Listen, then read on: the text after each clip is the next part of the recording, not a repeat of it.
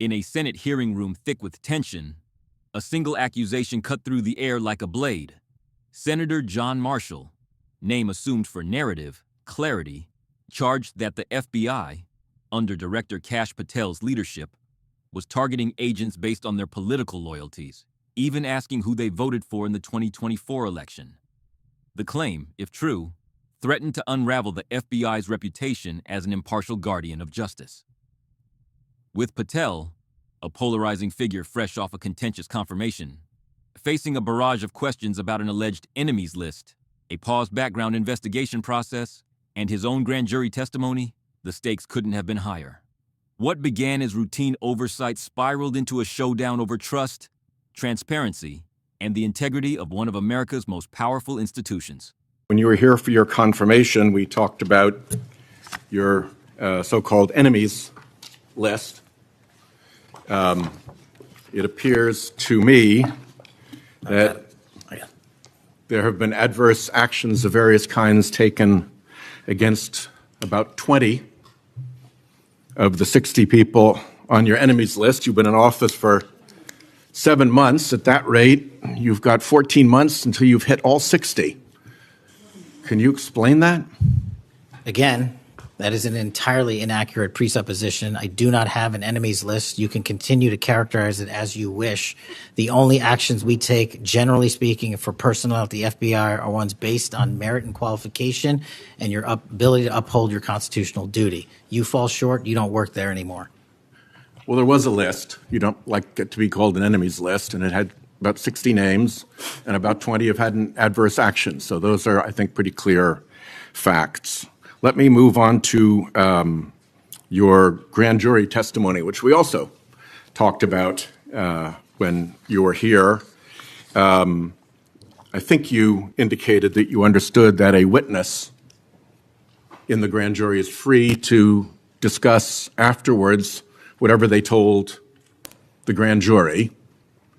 And you then went on to suggest saying, I can't go into court orders granted by the D.C. District Chief Judge, and you want me to violate a court order.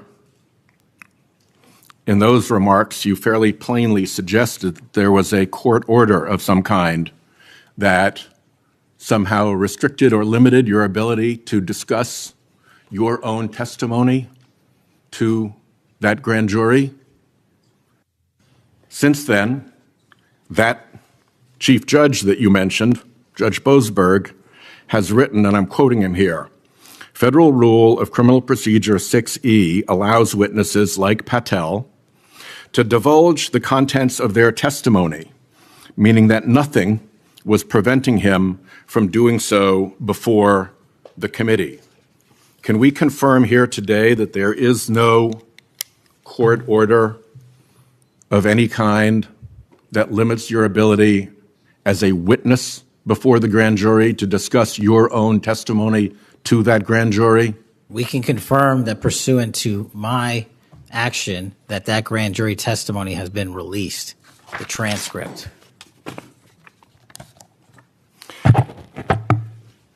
Let's, in what forum was it released, may I ask?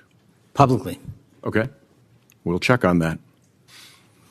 The FBI does background investigations. In the case of a U.S. attorney, Jeanine Pirro,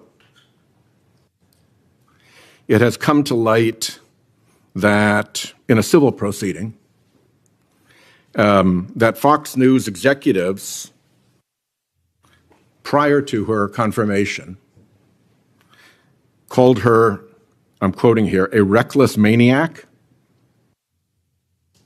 who makes, quote, insane comments, and said, I don't trust her to be responsible, and noted her penchant for what they called random conspiracy theories on weird internet sites. My question to you is, did that turn up in her background investigation? For any background investigation, Senator, we do not discuss those publicly. And for every background investigation, when there's an adjudication, it is not made by me. It is made by the career professionals who run the inspection division and background check system. Do you know if that information was found? You see, we're an oversight body here, and there are really three possibilities here. One is that the FBI background investigation didn't find that stuff. That's worth noting because these investigations, full field background investigations, are supposed to find that stuff. That's possibility one. Possibility two is that the FBI did in fact find that information and then did not report it to the administration or to the committee. And the third is that you found it, you reported it to the administration, and they went ahead with her nomination knowing that she had been described as a reckless maniac who made insane comments, who wasn't trusted by colleagues to be responsible, and who had a penchant for random conspiracy theories on weird internet sites. Are you saying that this committee does not have any authority or reason to look into which of those things is true?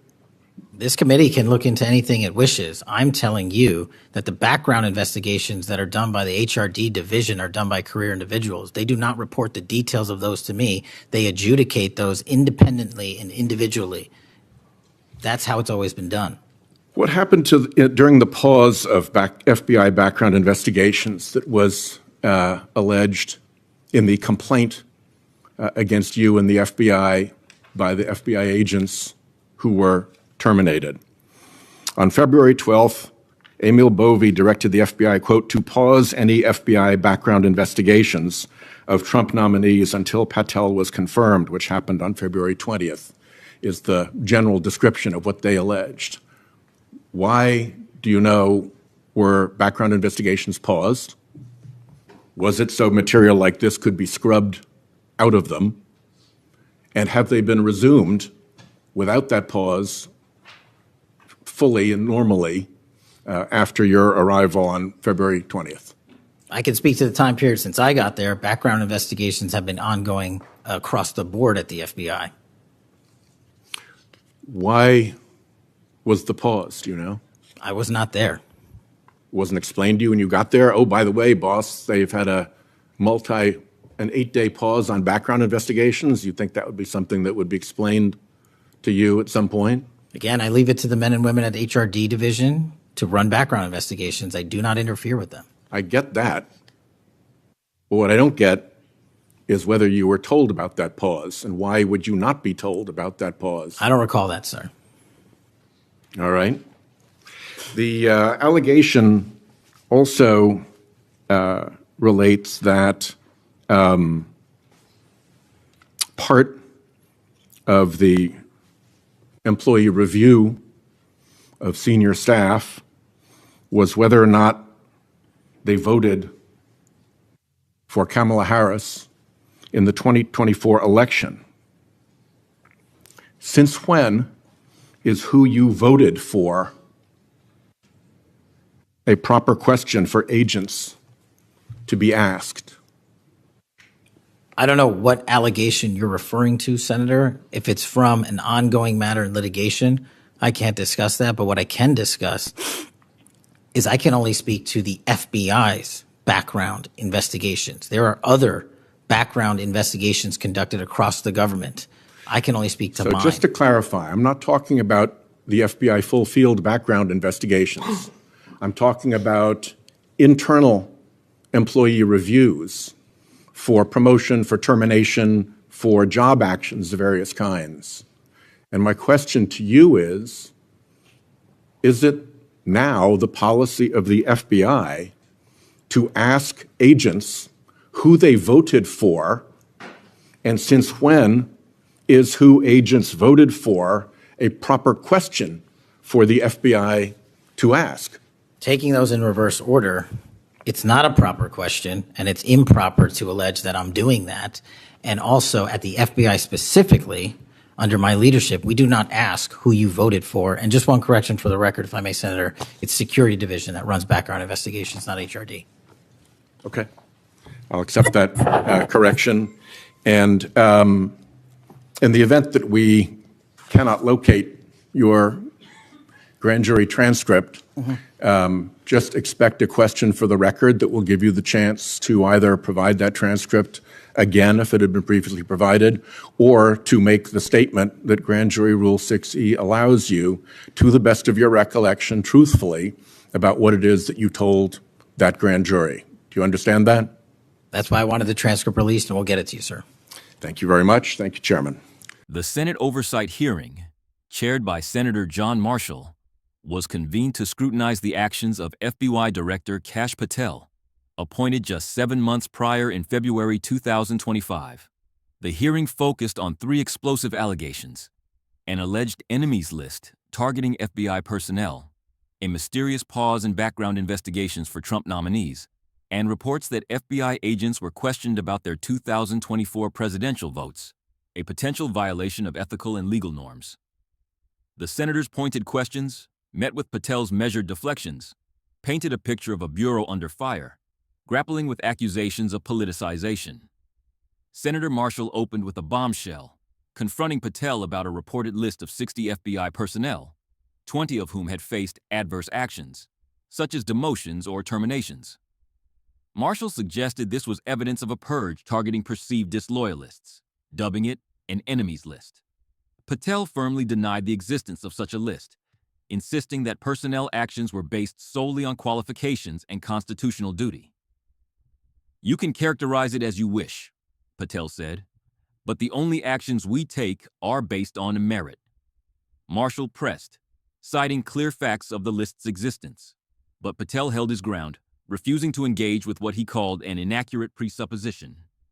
The exchange left the issue unresolved, with Marshall moving on but signaling further scrutiny. The senator then shifted to Patel's prior grand jury testimony, a topic raised during his confirmation. Marshall accused Patel of misleading the committee by suggesting a court order restricted him from discussing his testimony. Quoting Chief Judge Bosberg, Marshall clarified that Federal Rule of Criminal Procedure 6E allows witnesses to disclose their own testimony, and no court order barred Patel from doing so. Patel confirmed the transcript had been released, but was vague on details, promising to provide it to the committee. The senator's probing suggested Patel's earlier remarks were an attempt to dodge transparency, though Patel maintained he was compliant with legal obligations. This exchange underscored tensions over Patel's candor with Congress. A third line of questioning centered on FBI background investigations, particularly a reported 8-day pause from February 12th to February 20th, 2025, allegedly ordered by an official named Emil Bovey to halt checks on Trump nominees until Patel's confirmation. Marshall raised concerns about a specific case involving U.S. Attorney Jeanine Pirro, whose background included allegations of being a reckless maniac, prone to random conspiracy theories, as reported in a civil proceeding by Fox News executives. Marshall outlined 3 possibilities. The FBI failed to uncover this information, found it but didn't report it, or reported it, and the administration proceeded anyway. Patel deflected, stating that career professionals in the FBI's security division, not him, handle background checks independently. He claimed ignorance of the pause, saying he wasn't informed of it upon taking office and that investigations had resumed normally. Marshall expressed skepticism, questioning why a director wouldn't be briefed on such a significant disruption. The most explosive charge came last. Marshall alleged that FBI internal employee reviews for promotions or terminations included questions about whether agents voted for Kamala Harris in the 2024 election. This accusation struck at the heart of the FBI's impartiality, suggesting political loyalty tests within the Bureau. Patel categorically denied the claim, calling it improper, and stating, "Under my leadership, we do not ask who you voted for." He suggested the allegation might stem from ongoing litigation, which he couldn't discuss, but firmly rejected any policy of probing agents' voting history. Marshall, undeterred, pressed for clarity, noting the committee's oversight role, but Patel's denial stood firm, leaving the issue as a flashpoint for future investigation.